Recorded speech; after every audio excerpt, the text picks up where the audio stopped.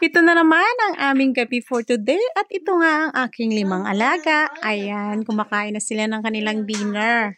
Ito pala ang aking buhay bilang isang OFW. Nag-aalaga ako ng 5 bata at ayan sila.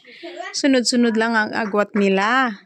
Bawat isa, 1 taon lang ang pagitan. Kaya yan, kung titignan sila, akala mo mga kambal. O, diba? Pero may kambal dyan yung dalawa na yung nakakulay blue.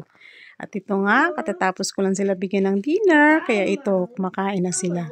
Ganito lang ang kanilang buhay, napakasimple lang, pero madali naman silang alagaan. Ayan sila. At ayan lang din binigay ko sa kanila kasi nga hindi naman sila masyadong mahilig kumain ng gabihan talaga. Pag once na binigyan mo ng marami at kami lang naman kakain, hindi din nila mauubos. Kaya ayan lang ang aking binibigay sa kanila. Simple lang. Basta may halagang may prutas sila at saka kunting noodles. Ayan lang. At ito naman yung isang bulinggit. O, diba? Ayan ang pinaka-cute na love ng ngiyi.